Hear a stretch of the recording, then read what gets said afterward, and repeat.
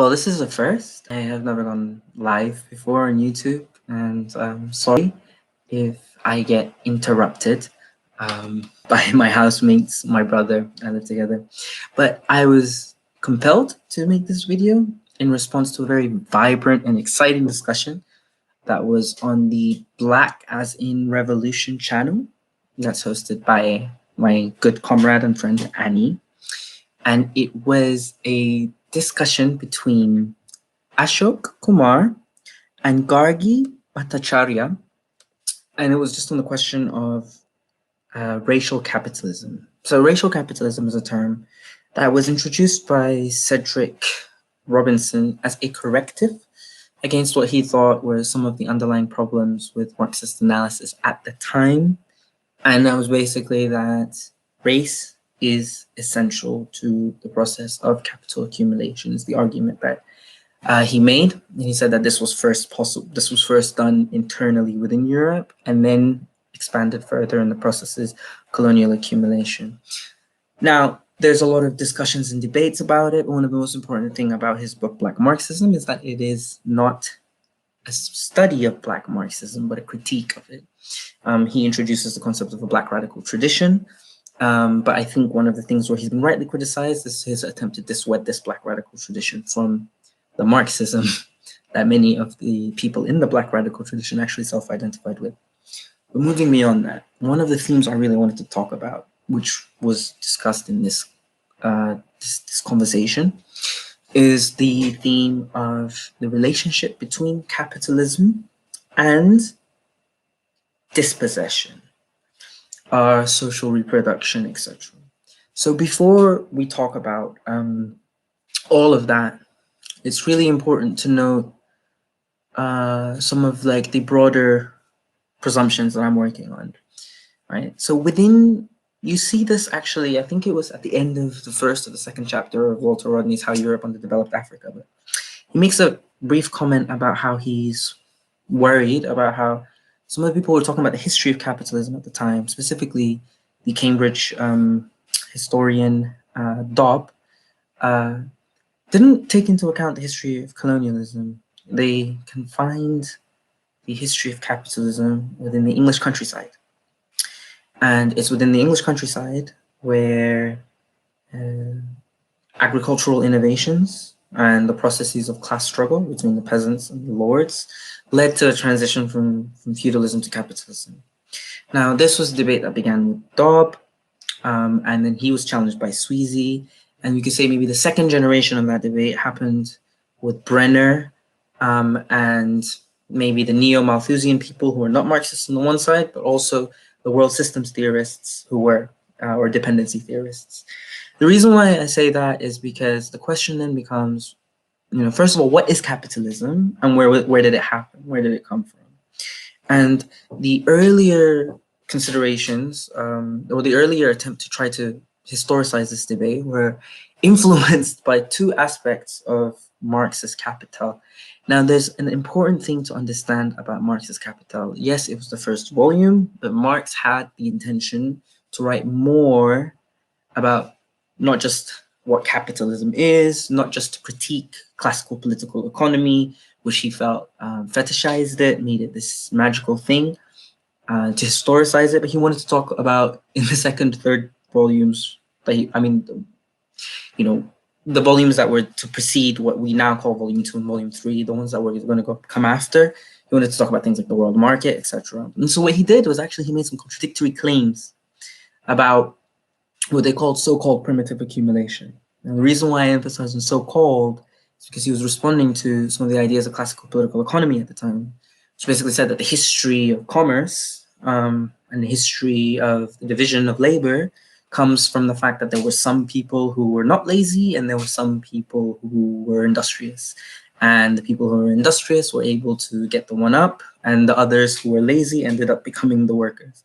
And this concept of the original accumulation moment was too abstract for him, and he wanted to historicize it, and he historicized it in his famous chapters in the countryside of England and the dispossession of the peasantry and the dispossession of communal land, and the creation of private parcels of land through the enclosures that led to the consolidation of power, and the property arrangements that would eventually lead to the emergence of capitalism, or the emergence of a landless proletariat. Of course, like there's a lot of stuff in the interim and it gets a little bit messy, but that's the basic story.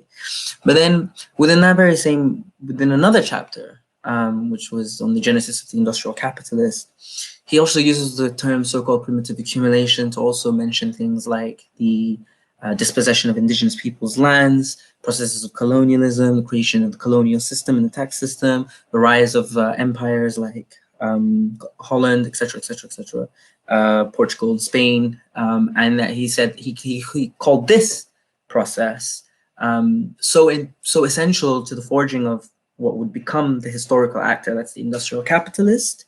And he called the other process, he described in detail actually, snail's pace. And this was sort of the framework of debate between the early generations of people who were debating the history of capitalism. You know, there was one side that was saying, you know, the foundational moment of capitalism is the freeing of labor, the moment when people become doubly free to either sell their labor for a wage or to starve, right? And that happened in England.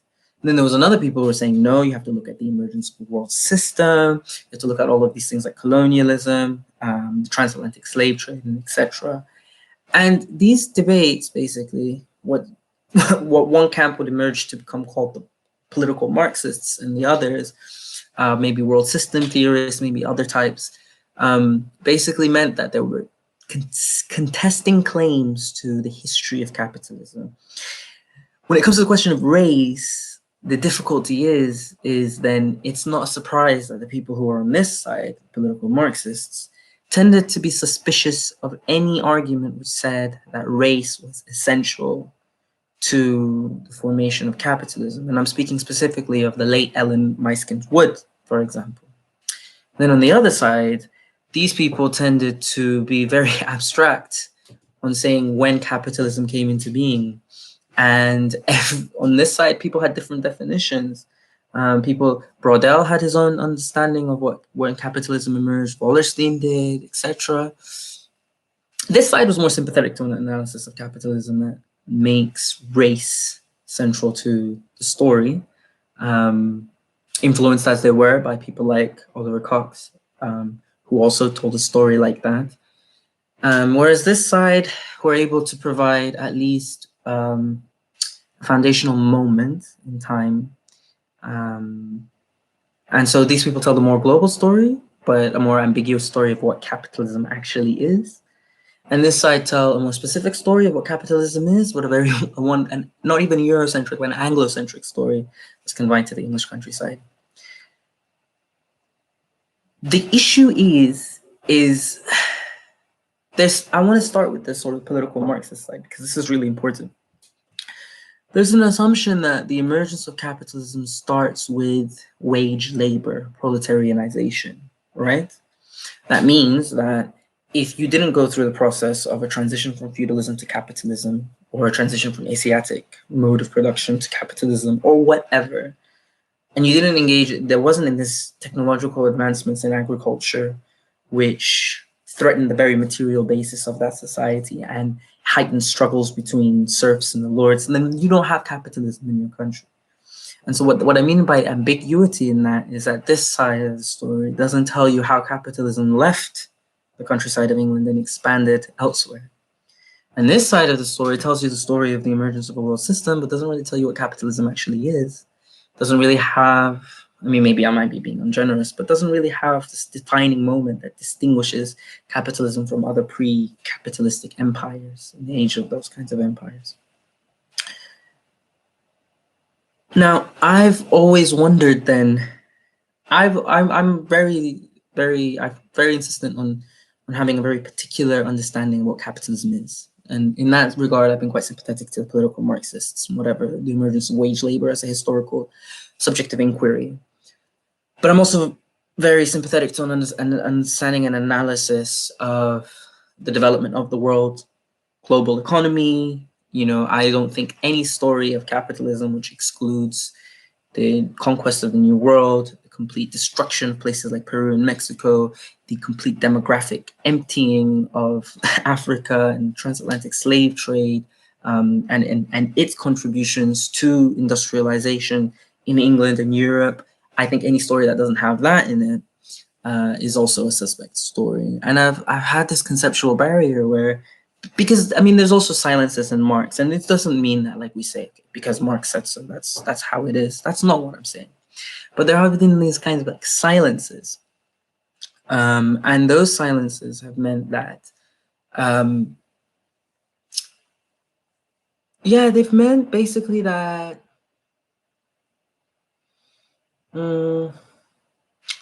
there's a bit of ambiguity about capitalism, with the relationship between this process of the dispossession in the countryside of England and the development of a global system that's built on colonial slavery and dispossession of land and etc. And I don't know if there's a satisfactory, bridging of these things. And this all relates to racial capitalism in the sense that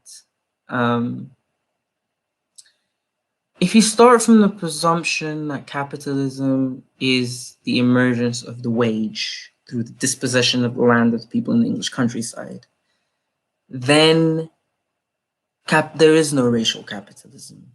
However, if you start from the presumption of all of those other colonial processes, there is no capitalism which is not racial. And the easiest answer that I've found to this question of the relationship between race and capitalism, if we're looking at it from these perspectives and these two contending narratives of the history of capitalism, the best way to resolve that, I found, has been through looking at capitalism not through the process of of being thrown into a world of wage labor, but starting from the perspective of what Michael Denning wrote in the New Left Review, the existential wagelessness. Michael Denning says some crazy things, like some very provocative statements about capitalism in general, which I think are very powerful conceptual approaches to the question. He says that capitalism doesn't start with the promise of a wage. And he says that the only thing worse than being exploited under capitalism is not being exploited under capitalism. And he says you have to reverse the definition, and it's not that capitalism is the freeing of labor in the English countryside. Actually, nor is capitalism like all of these world system process. Capitalism is being thrown in a world where you have to get a wage, and if you don't have that wage, you can't reproduce yourself. Now, the really important thing about this is that it introduces a very important concept, that it's not proletarianization necessarily, which is a constitutive moment of capitalism, that is the emergence of this class called the proletariat. It's actually being in a situation of being landless, and being expropriated, so expropriation and dispossession are actually the foundational moments of capitalism. Now, why is this different, that you might ask, between what's said? Because you're not looking at it from the perspective of you having a wage and you being the primary, that's what makes capitalism. Capitalism is living in a world where there are wages and needing a wage, right? And that expands the analysis to look at things like informal work, but it also, more crucially, allows us to have a different story of the history of capitalism. Now, in that talk that I'm mentioning on Blackism Revolution, which I strongly recommend people go and check, there was a moment where they talked about the relationship between reproduction, social reproduction, and capitalism. And the thing that I find really powerful about this is that if you take it from the perspective of capitalism is primarily a question not just of like you working and producing, but it's also you finding a way to survive. And capitalism also becomes a question of the reproduction of human life. Let's start with a transhistorical assumption, and this is what I'm trying to argue in my work as well. The transhistorical assumption is something that you can actually find in Marx's critique of the Gotha program, which he says that land that he's responding back to someone who's claiming that labor is the source of all wealth. And Marx says, actually, it's labor transforming land. So it's a question of labor and land. For me, that's not something that just is true in capitalism. That's something true everywhere. Right? An economic mode of production is a relationship between the class relationship, class society that you're in, and its relationship in how people reproduce themselves and how people reproduce that society. And that's an economic question. So if you say it from that perspective, then that means that prior to the arrival of capitalism in a place or a locale, etc., there is always the imperative to survive and the imperative to live and the imperative to construct, to reproduce your community and your society. And there have what, maybe anthropologists would call kinship societies, different kinship societies that have existed in the New World, what they called the New World at the time, what they called Africa, etc., where basically there were different women and men, and maybe not even those binaries, those categories depended, or the gender division of labor, I don't even know if you could call it gender or whatever, but depended on how labor was divided in that society, right? And so we have the existence of female to female relationships. We have the existence of what you don't fall into a gender binary in pre-Africa, pre-colonial Africa. But even the analogy doesn't fall, because it doesn't really come together, because then we're imposing our modern day categories retrospectively onto those societies, right? And within those societies also, there were different questions about ethnicity. Some of those societies were egalitarian, some of them were not. A lot of these societies were slave societies, some of them were matrilineal, so that meant that property and that kind of stuff was passed down to the woman. Some were patrilineal. And so the question of land and labor and the question of bodily reproduction was something that was very, very geographically and historically contingent on a place. And I'm talking about the fact that you could have one village operating with its own certain kinds of kinship systems and its own gender division of labor and its own way of reproducing itself. And not very far away, another village operating on its own principles and kinship systems and gender division of labor, etc. And the really important thing about that is that all of that happened, and the ways in which these societies changed may have been in the way they related to each other, the avenues of trade, or maybe not trade, or whatever systems they had in place, conquest, war, etc. And these were basically the ways in which a society could be matrilineal and then turn into a patrilineal one. That is, inheritance is passed down from women and passed down to men instead, and vice versa, and all of that kind of stuff. But one of the things that was extremely important and powerful was, again, going to Marx on that stuff, on what he said about primitive accumulation being the dispossession of, and the turning of Africa into a barren of black skins and all of this kind of stuff, right? All of these processes of European expansion starts in the 15th century with the expansion of Portugal to the west coast of Africa, and Spain to the Americas, and the Pope saying you get this and you get that, and then the emergence of a slave plantation complex in the islands of Averos and Madeira and Canary Islands, and all of that kind of stuff is going on, right?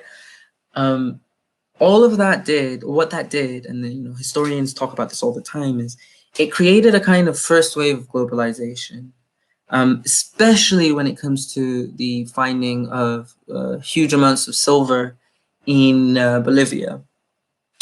And that meant that all of these societies, I'm talking about patrilineal, matrilineal, etc., they were integrated into what was becoming a world market with Europe at its core, its center. And this was a process that took hundreds of years, but was really, really happened in Spain and Portugal. And all of a sudden what that did was it introduced new calculus into internal dynamics of war. You know, there were pensions for civil war inside of Africa, there were slave tradings, etc.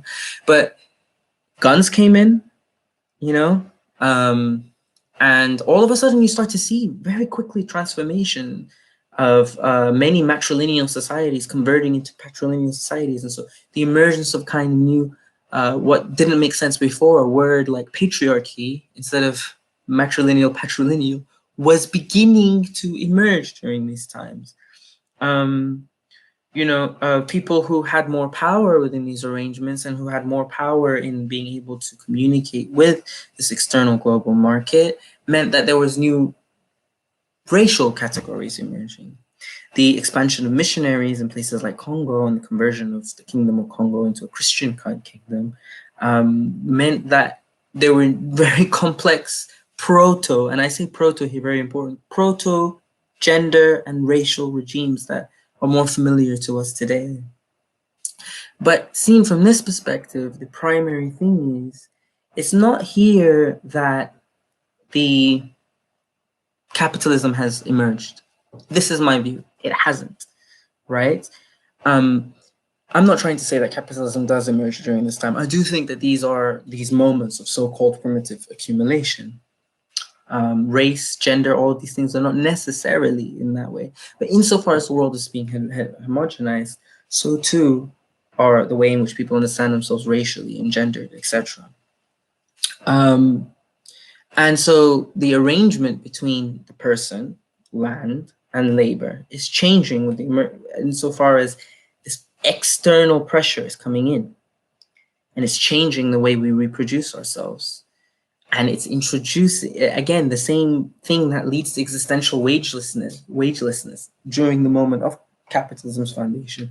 It's already, it's the same thing. It's the recreation of how human beings reproduce themselves. That's what's happening with the emergence of this global market. So for me, I think that that's a really important way to look at the questions of dispossession as the foundational moment of the primitive accumulation process. I don't agree with David Harvey about this concept of accumulation by dispossession being a permanent feature, or that these things were wrong.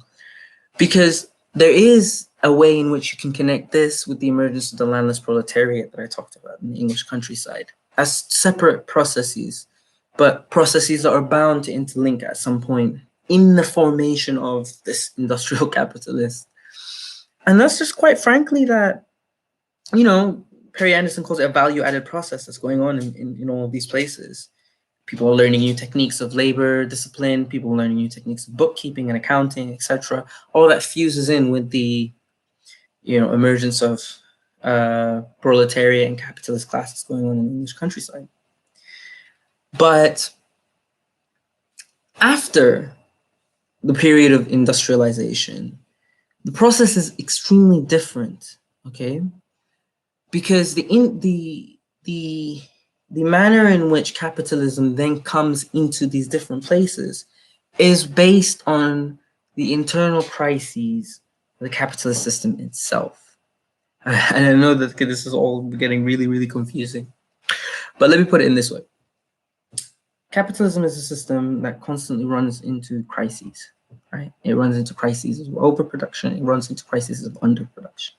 Underconsumption, depending on who you're asking, but it's a system nonetheless that runs into crises, and it comes a situation where there are too many commodities on the market, too many people of idle labor, too much capital that's superfluous, and things are a mess. And these are moments in which capitalism is really, really at risk. And one of the one of the big theories of the early 20th century was on the question of imperialism and its relationship to these capitalism crises, right? On the one side, capitalism has the propensity during this later part of what they call the age of high imperialism to centralize into monopolies. On the other side, capitalism deals with these crises by exporting. And that process of capital export in Africa, in India, etc., all of that was a way of dealing with this crisis of angry workers at home who could very much like fuck shit up and bring the whole order into crisis. And that's the process of high imperialism that sees the carve up of Africa, just to take an example, right? It's a question of capital export in the face of commodities, and this in the face of these crises. And this is like people. Hobson made this argument. It was a well documented argument of the people who were advocating for settler colonialism in Australia, etc., was that basically a way to overcome these crises of what at the time were either called overproduction crises, too many commodities in the market, or underconsumption crises, people not buying enough things because they don't have enough money to buy these things, that can be resolved by further imperialism and colonization. And that's a different kind of dispossession that's going on. But the consequences are still the same during this period that I'm talking about, in the early periods of like the 17th century. I mean, like the 16th century, the rise of Portugal and Spain, and what's going on in West Africa and New World there, and what's going on in Africa in the age of high imperialism. Because even though capitalism has created this like wage labor relationship, that hasn't gone everywhere. But what does happen is that it's not that, as in the English countryside, the dispossession of the peasantry happens first. In the case of Africa, for example, in places like Congo, it's this capital export process and this process of crises within this new system that is called capitalism and does exist and is predicated on this separation between the proletariat and the bourgeoisie. Within that context, capital comes first into this place, and what follows almost immediately is the dispossession and then the complete uprooting and change in the ways in which people relate to labor, the way people labor and the way they relate to land, right? And within smaller sectors, even though there's a retention of the peasantry and smaller sectors, an emergence of a small working class in Africa. But the point is, this is really, really important here about the implications of the argument that I was making about capitalism not being about exploitation alone, but also being about the uprooting of systems of reproduction. Has capitalism entered Africa during that period of high imperialism? Is the big question. It didn't go through a transition from feudalism to capitalism like in the English countryside, right? There was a class struggle was not the constitutive feature of capitalism being introduced into that area and locale, right? Wage labor is not the constitutive factor of the way in which people relate, but capital is the thing that subordinates everything, including the way people reproduce themselves, and people are not reproducing themselves in the way that they were before. Take an example just on this last thing, on this question of racial capitalism. The term itself, while many people think originated with Cedric Robinson, actually originated with South African Marxists during the time of apartheid. South Africa is like the limit case of this kind of story because it shows something really important, which is that, I'm not going to go into all of the details of it, but let's put it this way. There were competing interests between the Afrikaners and the British, and they get into a war, and that war itself becomes the moment of diagnosis for this emergence of this word imperialism, and Hobson and Lenin, and all of them are actually all reflecting on South Africa. So South Africa is really important in that sense. South Africa is also really important in the sense that it's a place of settler colonialism, but also it's really important in the way that a racial order emerges within the process of capital accumulation. If you look at a place like Cape Town started off with the franchise. Everyone had a free right to vote. In comes Cecil Rhodes and the mining magnates, and all of a sudden, Black people are starting to get dispossessed. And actually, the framework for apartheid was not set up by the Afrikaners, it was set up by Cecil Rhodes. And what Cecil Rhodes does is he takes away everyone's right to, takes away their right to suffrage and their right to vote based on their property requirements. And then he finds different ways of dispossessing people from their land. And when the Union of South Africa happens, they have this thing called the Land Rights Bill, or the Native Land Act, I think it was called something like that, which dispossessed the vast majority of African peoples into only 13% of the land mass, right? So it was in one go, it did something similar to what Marx talks about. The process itself, the Native Land Act, it's in the name, was very racially rooted, right? And the older ways in what this meant, that you have all of these people confined to this small space as an army of labor that's able to go and work and industrialize South Africa, the Union of South Africa. But also now the women in that place are expected to reproduce the industrial working class, if not to go work themselves. And on their way to work, they're being regulated with passes and all of that kind of stuff, right? Capital here does not come with the promise of the wage. It starts with the dispossession. That process of dispossession here in this circumstance required race. And that happened in the 19th century. Not in the process of primitive accumulation. But what happened, but for me, it's like we can reconcile an understanding or an analysis of capitalism that starts in the countryside of England with a system of the emergence of the world system, kind of, and you don't have to necessarily agree with all of the core periphery on all of that kind of stuff. If we look at capitalism's constitutive moment not as the freeing of labor, but as the dispossession and the complete reconstruction or decimation or adaptation, but most of the time decimation, of existing systems of the way in which we reproduce, the way in which people labor and change the land, right? And you can look at the fulcrum moment being what the political Marxists called the foundational moment, which is not the beginning, but it's a moment in between these two periods that I'm talking about. And that for me sort of resolves the tension, for me personally, between racial capitalism and all of these other analyses. And I know that my thoughts sound a bit muddled, but seen from this perspective, all of these big key questions that we're asked about gender, about race, about even gender identity and sexuality, from the perspective of reproduction, from this perspective that no gender arrangement or gender division of labor we can take for granted. Even the division between male and female is not something that we can take for granted. But purely within a Marxist analysis, I think can help resolve some of these bigger tensions that we're having today about is it racial capitalism, is it patriarchal capitalism, is it the capital the heterocapitalist patriarchy, and I think just like one more suggestion I would say is that like we shouldn't, it is our task to be able to look at race and gender and all of these things through by integrating some of these debates into one another. And so this is sort of my framework of trying to deal with these questions.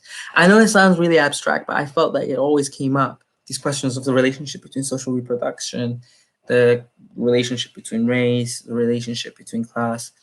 Most importantly of all is any social formation, whether in all these categories, they're not things that we can take for granted. Ashok briefly talked about the racialization of the Aboriginal people in Australia. Today they call themselves Aboriginal because they're holding on to this indigenous concept, but before in the 60s they called themselves Black. They had their own political blackness, basically. But if you look at some of the earlier statements of the colonists, they used to call the Aboriginal people Black, but not only Black, even more uncivilized than African people, because apparently the African people had some kind of concept of sovereignty, but the Aboriginals did not, right? They were seen as in that rude state of nature, the abstract state of nature that the Enlightenment always talked about, where, people are working in common and everything like that, but like, they need some kind of property regime. They have no sense of property, right? And that for me, when you look at some of these texts about the rationalization of the violence in the settler colonial frontier in Australia, based on the fact that these people are an abstract state of nature, precisely because they have no relationship to property, right? Then you start to see the intimate relationship between race and what later becomes capital, right? In the settler colonial period in Australia, capitalism is already in formation. So in this case, it is the relationship between race and capitalism, or the racialization of capitalism. And it always starts in the question of land and labor. It's the same as in South Africa, it's the same in Australia. you know? So I think that these are some of the thoughts that I've been having on this question of racial capitalism, which hopefully reconciles some of these tensions between political Marxism and these broader global analyses that look at the rise of Europe and European empire and the rest in the West and all of that. I know that this is long-winded and my thoughts were very muddled, but hopefully they will be more coherent in my thesis, which I'm supposed to be writing instead of just going on these like stream of consciousness rants. But I thought the talk was really amazing. Recommend everyone to watch it, like check it out, and tell me like let's start this conversation about what is do we call it capitalism, racial capitalism? Like what is the foundational moment of the system that we're all in today? Like one last reflection, I learned about this framework from an article that Salar Mohandisi wrote on Jacobin magazine a while back when Eric Garner was killed. And the question was, the article was called, "Who Killed Eric Garner?" Right? And it started off with, this perspective of existential wagelessness. And it talked about how beyond Eric Garner just being a Black person, obviously racialized by being Black, all the police discrimination, gentrification, and all of these things that he faced as being a Black person, he was also someone who had lost his job, had lost his health care, was trying to sell illegal cigarettes with a black market that's created because of the tax on cigarettes in New York, so that he could cover his medication for asthma, right? And the question of existential wagelessness, again, even when you bring it to the present day and just with all of the other systems of production and mechanisms of reproduction that were destroyed by the process that led to the emergence of global capitalism. But putting that to the side, when you look at it from this perspective, before anyone is Black, before anyone is a woman, before anyone is trans woman, etc., there are some key fundamental issues that we all have, right? And Raya Dostoevskaya, quoting from the Bible, she says, man can live on bread, but then, man must live on bread. That's like in the Bible, but not on bread alone, right? Man cannot live on bread alone. I think that's in the Bible as well. And it's basically the idea that, like, it's not about whether or not class comes first or race comes first or gender comes first. It's about the fact that we all have the imperative to survive and to have shelter over our heads and to have food and all of this stuff. And all of these questions, what makes class different than race and all of gender identity, etc., is all of these questions are related to the class structure of a society. Your access to housing, your access to food, your access to all of these kinds of things are based on that class structure of society. And so what we need to be looking at is not necessarily just on class, but the emergence of that class structure and the way in which it homogenizes people all across the world, so that it makes the imperative to survive the same in Hong Kong than it is in the Pacific Islands, right? So you have to get a job. If you don't get a job, you're fucked, right? And that's not how the world was before the expansion of European empire, before the processes of primitive accumulation, and definitely before the processes of capital accumulation in these different areas, right? But then at the same time, it creates different experience of reproducing yourself as a Black person, etc., etc., etc. And that way we can avoid some of these very vulgar and simplistic debates about kind of trickle down class struggle approach. I do think nonetheless there's been many ways in which people have been trying to deal with this question. And one of these ways has also been to say that, like, all of these things are class struggle. I do think that with this analysis in mind, we do have to understand that there's still a primary role for the industrial working class to, because they're the closest to the levers of power when it comes to this, to be able to overturn this society. And that is basically what someone like CLR James, who we are indebted to for knowing so much about the Haitian Revolution, about the autonomy of the Black struggle, about the nurturing all the independence leaders of Africa, nonetheless said that race is subsidiary to the class question. So, like, class is subsidiary to the race. I can't remember the order. class comes first. And it's not because like we should all ignore racial. No, that's not the point. The point is that racial regimes, all of those things, they shift so much and they've changed so much over time. Just as an example, the specific case of people who in the 60s were calling themselves black, now calling themselves aboriginal, and all of these kinds of things. But the class system of society hasn't changed since the emergence of capitalism, you know? So these are questions of the class structure of society. And I think that might be a resolution to some of these really complex debates that are going on. Anyways, I hope that this was not an incoherent rant, and I hope that this was helpful.